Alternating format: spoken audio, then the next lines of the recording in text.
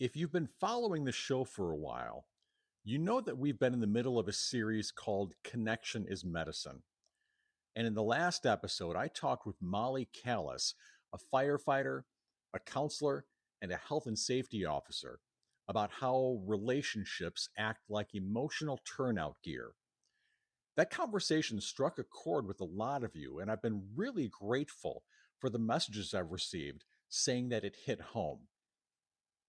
You've probably noticed something. Last week came and went with no new episode. And then this week, you still haven't heard about the interview coming up about building connection into community culture. So I wanted to step in here personally and explain what's been happening and how, fittingly, it circles right back into what Molly and I were talking about. Now, last week started just like any other. I had two incredible guests lined up. Janet Zander from the Wisconsin Coalition for Social Connection, and Megan Christian from the Institute for Child and Family Well-Being. We had planned to talk about the big picture, how communities can design connection into everyday life. And that episode is going to be based on the most recent article that I wrote.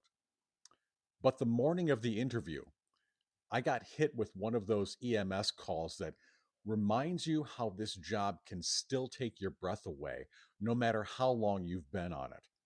Now, I'm not going to go into the details out of respect for privacy, but it was intense and heavy, and it was sad in a way that sticks to your gear even after you hang it back up.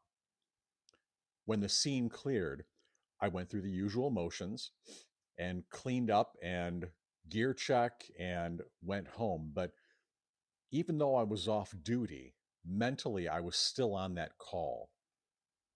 My heart rate was fine. My body was okay, but my head was not ready for an interview about community and resilience. So I did something that the me from 10 years ago probably wouldn't have done. I contacted my guests and I rescheduled. Here's why I pushed pause on that, because I needed to decompress. I needed to breathe. I needed to reset before switching from emergency response mode into storytelling mode. And honestly, that's really what Molly and I talked about in the last episode. If you haven't listened to it, I really encourage you to go back and do so. We can't pour from an empty tank, and we can't always tough our way through the noise that's still rattling around in the bell tower after a tough call. In the older days, in my earlier years in fire and EMS, that just wouldn't have been an option, and we would have called it powering through. But now we know that giving yourself recovery time isn't weakness, it's maintenance. It's mental and spiritual fitness. That short pause that I took, it wasn't about stepping away from the mission. It was about making sure that I can keep doing the mission without burning out. So while you waited for the episode, I've been living that theme in real time: connection and recovery, and the quiet work of resilience. After my call, I did what I encourage a lot of other people to do. I took some time to decompress. I went out and exercised. I spent some quiet time to process things in my head. And then I sat with my wife, not talking about details, just breathing in the silence together, just being together. And that, in its own way, is medicine. And she let me. When I was ready, I talked about the call with her, and she listened. It got me thinking, how many of us skip these steps? How many times do we go from tragedy straight into task mode and then wonder why our hearts start to feel heavy after a few months or years of ignoring the feelings that we've had? That pause, that still moment after the noise, is where connection can begin. It's what gives the body and the mind and the spirit a chance to all line back up. That decompression time, it's what keeps us human. So, what's coming next? Next week, I'll finally sit down with Janet Zander and Megan Christian, and trust me, it'll be worth the wait. Janet brings a lens on how communities can fight loneliness like it's a public health threat. And Megan brings the lens of the clinical and the family side, how connection in early life builds resilience all the way into adulthood. Together, we'll connect the dots from personal wellness to community design. We'll talk about the World Health Organization's 2025 report that names loneliness a worldwide epidemic. And we'll talk about what firefighters, families, and communities can do about it. That conversation is going to close our 3-part series on connection as medicine. But in many ways, it's just the start of a larger conversation on what thriving communities actually look like. So that's where we are. I hit pause because real life reminded me how much this topic actually matters.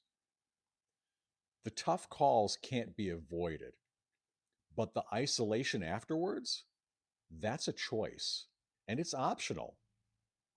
Connection, the kind that says, hey, are you okay? Or let's grab a coffee after shift. That's what keeps us whole. And if you're listening today from the fire service or EMS or dispatch or law enforcement, please remember it's okay to step back and breathe. You don't have to carry every call alone. That's not weakness, that's wisdom. Between now and next week, the challenge I've got for you is this: find one small moment of decompression and find one person to share it with. That might be someone from your crew, it might be your spouse, a good friend, or just someone who gets it. Let that moment do what it's designed to do: spark healing. Next week, join me and my guests, Janet Zander and Megan Christian, for part 3 of Connection is Medicine. I'm calling that episode Building Connection into the Culture. And we're going to explore how our communities can become an antidote to the epidemic of loneliness. If this message today resonated with you, share this podcast, share this episode with a fellow first responder or a family member or anyone who might need the reminder to slow down and connect, to process those feelings, to take that quiet moment. And remember, connection doesn't just make life pleasant, it makes life possible. You can always reach me or find more information on my podcast and my articles at agingwellfirefighter.com, and I'll include my contact information in the show notes. Until next time, everyone, stay safe and stay connected. And as always, fight wisely and age bravely.